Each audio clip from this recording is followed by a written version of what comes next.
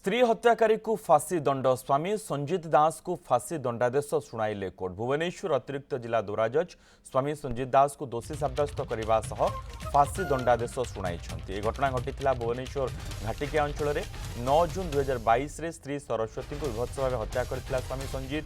स्त्री को छुरी भूसी हत्या करने सह झीर तंटी काटी देइथिला शैतान। एक घरोई मेडिकल रे सरस्वती नर्स थिले।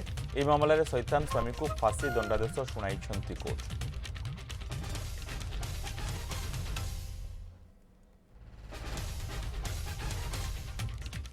पंदर जन साक्षी जमानबंदी को भित्ति करी एवं एक्सपर्ट एविडेंस एवं फोरेंसिक एविडेंस को आधार करी मान्यवर तृतीय अतिरिक्त जिला दौरा जज वंदनाकर मैडम यह एक रेयरेस्ट ऑफ रेयर केस रूप ग्रहण करी अभियुक्त को 302 दफारे मृत्युदंड दंडित कर निज स्त्री की एवं निज झील को सी हत्या करने पछे ना निज स्त्री को अति विभत्स हत्या कला एवं प्रमाण नष्ट करने निज झील को ही मारिदा चेष्टा करुला।